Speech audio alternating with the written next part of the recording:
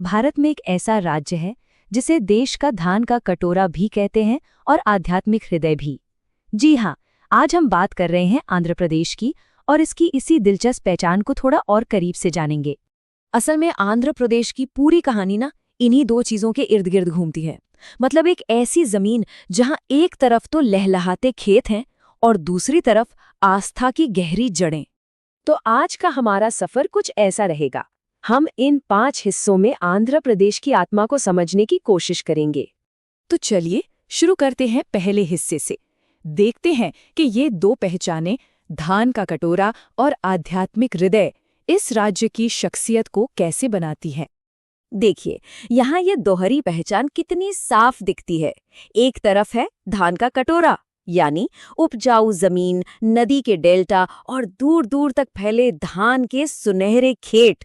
और फिर दूसरी तरफ है इसका आध्यात्मिक दिल, यानी यहाँ के प्राचीन मंदिर, तीर्थ यात्रा का लंबा इतिहास और भक्ति की वो विरासत जो आज भी जिंदा है।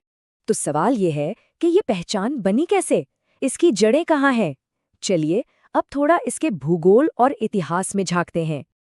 974 किलोमीटर, सोचिए जरा, कितनी लंबी कोस्ट लाइन है ये। भारत की दूसरी सबसे लंबी तटरेखा। और यही वो चीज है जिसने सदियों से यहाँ के व्यापार, कल्चर और इतिहास पर अपनी छाप छोड़ी है। अच्छा, ये राज्य इतना उपजाऊ है क्यों? जवाब है यहाँ की नदियाँ। गोदावरी, कृष्णा, पेन्ना, ये सब इस जमीन की लाइफलाइन है। इन्हीं की वजह से तो आंध्र प्रदेश को धान का कटोरा कहा जाता है। अगर इतिहास में पीछे जाएं तो यहाँ एक से बढ़कर एक साम्राज्यों का दौर रहा है। सातवाहन वंश ने इसे बौद्ध धर्म का एक बड़ा सेंटर बनाया। फिर आया महान विजयनगर साम्राज्य, जिसने कला और आर्किटेक्चर को एक अलग ही लेवल पर पहुंचा दिया। मतलब यहाँ की विरासत बहुत गहरी और रंग बिरंगी है। आज के आंध्र प्रदेश में भी हर शहर का अपना एक अलग अंदाज है। विशाखापट्टनम को jewel of the east coast कहते हैं। विजयवाड़ा बिजनेस का हब है। तिरुपति तो है आध्यात्मिक राजधानी, जहां दुनिया का सबसे अमीर मंदिर तिरुमला वेंकटेश्वर मंदिर स्थित है। और अमरावती, वो तो जैसे इतिहास और भविष्य को एक साथ जोड़ती है।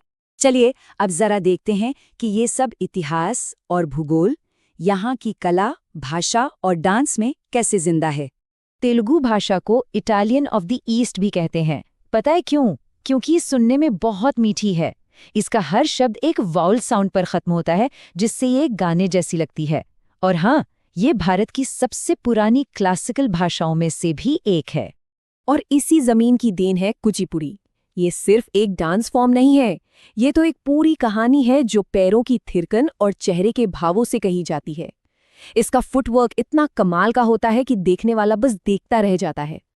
यहाँ के हैंडीक्राफ्ट्स की तो बात ही अलग है। कलमकारी पेंटिंग को देखिए, कपड़ों पर हाथ से पूरी पूरी कहानियां बना देते हैं। फिर कोंडापल्ली के लकड़ी के खिलौने हैं और मंगलगिरी की शानदार साड़ियां। मतलब हर चीज में एक कला है, एक कहानी है। अच्छा, कला और संस्कृति की बात हो गई, अब पेट पूजा की बात करते हैं। चलिए सीधे चलते हैं आंध्र प्रदेश की रसोई में और देखते हैं यहाँ के त्योहारों का रंग ढंग। यहाँ का सबसे बड़ा त्योहार है संक्रांति। ये असल में फसल का जश्न है और इसमें धान का कटोरा वाली पहचान खुलकर दिखती है। घरों के बाहर खूबसूरत रंगोली बनती है, जिसे मुग्गुलू कहते हैं। आसमान पतंगों से भर जाता है और खेती में मदद करने वाले जानवरों की पूजा भी होती है। और खाना, भाई आंध्रा का खाना मतलब तीखा और चटपटा। यहाँ की डिशेस का तो जवाब नहीं। पुलिहोरा यानी इमली वाले चावल, मूंग दाल का डोसा जिसे पेसरट्टू कहते हैं, और वो खास गोंगुरा की चटनी। हर डिश का अपना एक अलग ही मजा है। अरे हाँ, अचार को कैसे भूल सकते हैं। आंध्र का खाना अचार के बिना अधूरा है। और उसमें भी सबसे फेमस है अवकाया, मतलब आम का अचार। ये तो लगभग हर घर में मिलता है और उनकी शान होता है। तो ये तो हुई परंपरा की बात। अब आते हैं हमारे आखिरी हिस्से पर और देखते हैं कि आंध्र प्रदेश अपनी इस मजबूत विरासत पर एक मॉडर्न भविष्य कैसे बना रहा है। शुरुआत करते हैं अमरावती से। इसका इतिहास बहुत गहरा है। एक जमाने में ये बौद्ध धर्म का बहुत बड़ा सेंटर हुआ करता था और इसके सबूत आज भी अमरावती स्तूप और नागार्जुन कोंडा जैसी जगहों पर देखे जा सकते हैं। और देखिए कमाल की बात, इसी ऐतिहासिक जमीन पर आज एक नई फ्यूचरिस्टिक राजधानी बनाई जा रही है, जिसका नाम भी अमरावती ही है।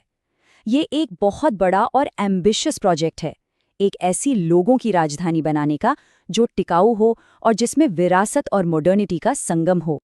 आज आंध्र प्रदेश के इकोनॉमी को ताकत मिल रही है आईटी, फार्मा और इलेक्ट्रॉनिक्स जैसे मॉडर्न सेक्टर से, और इन्हीं की वजह से ये आज भारत के सबसे तेजी से आगे बढ़ते राज्यों में से एक है।